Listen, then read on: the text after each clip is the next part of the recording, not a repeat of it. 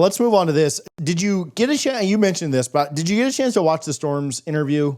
I know you had some good little one-liners that I'll bring up, but did you watch it or no? So I did not watch it, but I did read the majority of his quotes. Okay, cool. From So yeah. My three biggest, so I got three takeaways. We'll talk about each one of them and then we'll wrap up tonight. But number one of the guys he really mentioned, and a guy that won a turquoise jersey, which you can go back and listen to the interview on how a guy wins that, but essentially they have to have like a perfect day. They have to have a 10 out of 10 day to get a turquoise jersey, and it's kind of a reward for what they've done in tour of duty. One of the guys that they mentioned was Daryl Jackson, and I think there's been a lot of just kind of questions on how much he can really lead that defensive line, and I think that, James Williams is certainly there. There's other guys on that line if Amari Williams steps up, but the other guys that you can kind of count on as well. Well, I think a lot of Florida State's either success or failure is going to come down to how good Daryl Jackson is.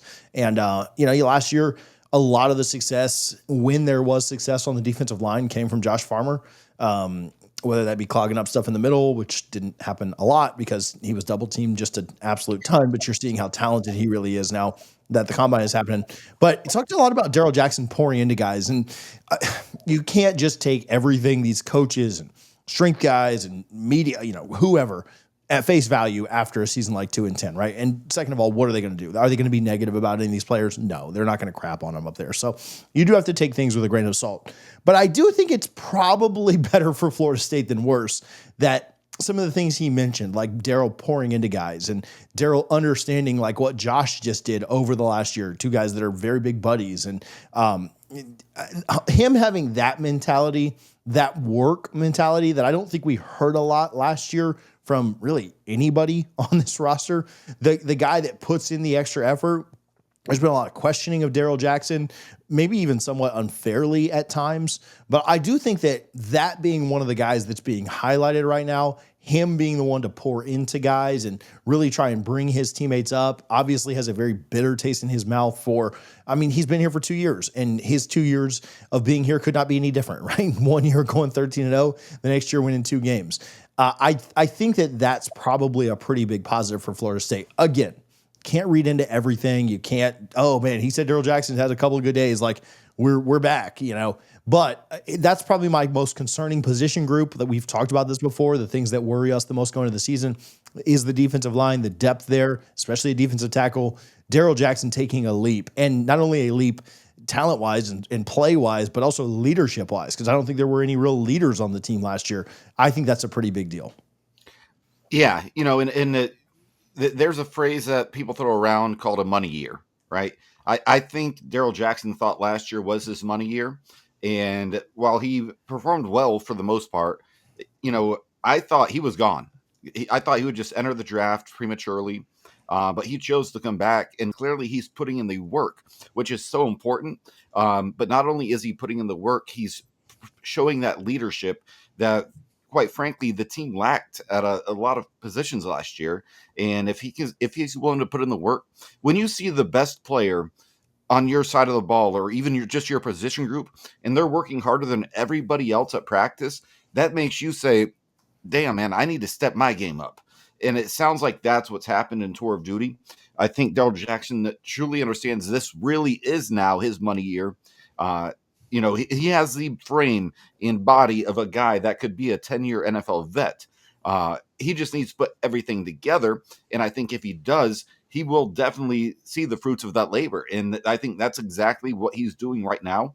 And I'm excited to get the reports and talk to people about what happens in spring practice. I'm sure he'll be somewhat limited because typically your best players, or the players you suspect will be the best on the team the following year, they're fairly limited on spring. That's more so for the younger guys. But I think it's a good thing to hear that. And, we're talking about a guy who, was going to transfer to Florida State, then drove back to Miami just to make a last minute decision to say, no, I'm going to stick with my transfer to Florida State, when Miami was trying to steal our entire defensive line. And now it seems like he will be one of the leaders of the team and probably the leader of the defense. If you're betting on any college basketball coming up, listen, they've got college baseball in there too. Florida State, one of the last 2 teams in the country that is undefeated at this point. They take on the Gators on Tuesday, and then Tennessee, the other undefeated team in the country, takes on the Gators this weekend. So it'd be cool if both teams continue to be undefeated into next week. But BetUS, YouTube 150 for 150% sign-up bonus on your first deposit, 125% on your next two, all of that up to $2,000. We appreciate BetUS for their support. Yeah, no, I think it's a massive positive for Florida State when you're trying to pull positives out. The next one I want to talk about, Thomas Castellanos.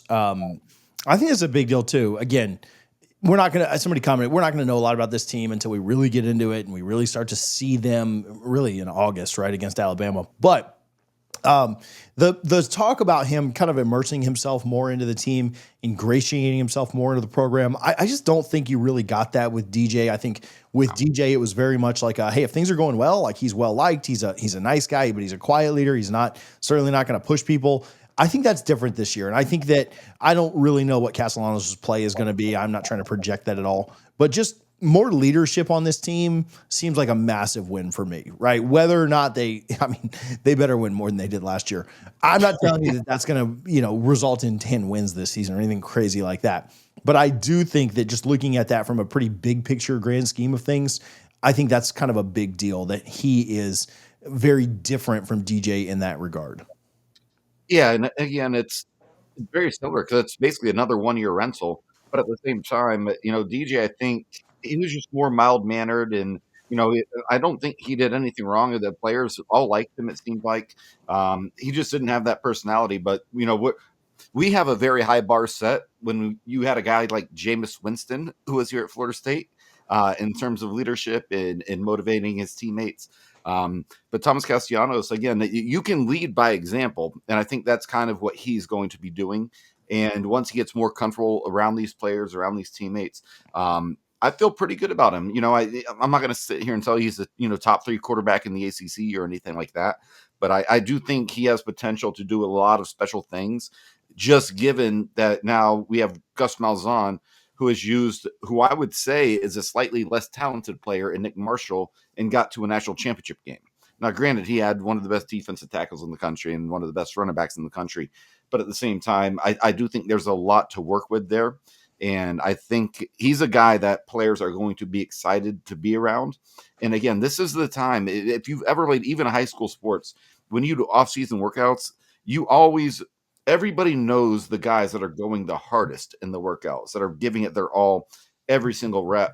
And everybody also knows the guys that are just, taking time off, saying, oh, I'm going to sit this one out. And, Castellanos is not doing that. He is definitely doing everything he needs to right now in tour of duty.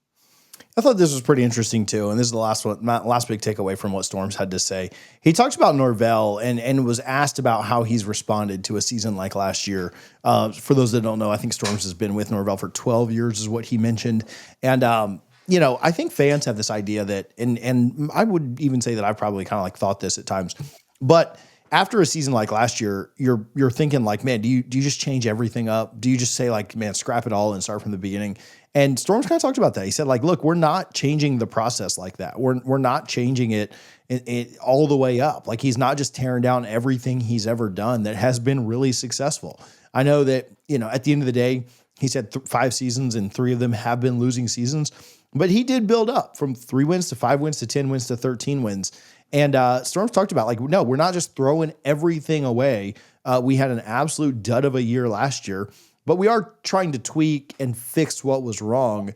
But he said, why would you question what you've built over the 12 years we've been together because you have one bad year, right? And yeah, were 2020 and 2021 disappointing years? Absolutely. But were they building years, right? That built you up to where you got, the next 2 years after that. So I thought that was pretty impressive just to kind of hear like, yeah, there's not really a reason to just scrap everything and start from the bottom and just recreate your entire coaching prowess. It's more of a, hey, let's try and tweak the little things and fix the little things. It's funny to me when you look at these like top 10 coaching lists or top 25 coaching lists. And last year, you see Mike Norvell like in the top 5 of everybody's coaching list. And this year he's not in the top 25. Like he all of a sudden, now I understand how pissed off the fans are. And I'm not trying to like win anybody back over to Mike in a massive way. you have your thoughts on him, and that's fine. But it's not like he just forgot how to coach football, right? Like, he's been successful at several stops. He's been successful here. It's not just like, now, are there things that I think Mike does a terrible job of and needs to fix, like recruiting and stuff? Yeah, absolutely. But it's not like he just forgot like how to coach football, right? And so I thought Storm's kind of going into that and kind of explaining like, yeah, we're not changing everything. We're going to try and tweak the things we think went wrong with last year and do things a little bit differently with certain players and personalities. But like, this is a new team, and we're going to try and model what has been successful in the past. So I don't know. I don't know if you have any thoughts on that or not, but that was interesting to me as well. No, I definitely agree with that. It's funny. With my job, I've been with my company for 14 years now. And my department had a pretty rough January, and my are like, "What's going on? What are you going to do differently?" I'm like, "Nothing. We're going to keep doing exactly what we've been doing for 14 years. That has worked out really well, and things will self-correct." Because I think that's the biggest mistake people make, whether it be in sports or in the corporate world, is you try to do an immediate self-correction when you don't need to. You just have to trust what you're doing. And I know it's cliche, trust the process.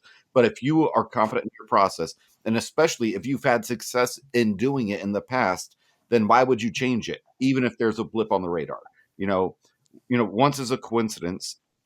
So, well, or no, once is random, twice is a coincidence, three times is a trend. So yeah, if we have two more bad years, that's a trend. Okay, now there's changes that need to be made, and Mike probably won't be here, neither will Storms. But again, once is random. You went from 13-0 to 2-10, and I will never, ever, ever defend 2-10. That is unacceptable at Florida State, no matter what. And I would not have defended Mike if they had fired him for it, because that's how indefensible it is at Florida State. But at the same time, if he comes back and gets to 7, 8, 9 wins, and then the next year we're at 10 wins, okay, it was a blip on the radar. We don't know yet. It's history will teach us what we saw, but yeah, I kind of agree with Storms. Why would you change everything? Now, obviously, you made some changes in coaching personnel, but don't change what you're doing personnel wise. Like, you just saw what Jared Verse and Braden Fisk did in their rookie years with their Rams. Like, I mean, it works. So I completely agree with what his comments there. Yeah, so anybody that wants to watch that again, it's just, you can go check out the seminoles.com YouTube, Josh Storm's interview from 3 or 4 days ago. I thought it was pretty insightful, pretty good. Kind of give a good insight of like what they actually do during tour of duty, how they kind of specialize things for certain guys, all the bigger, faster, stronger stuff that may interest you here in the middle of March, as we are just waiting for football to get started. So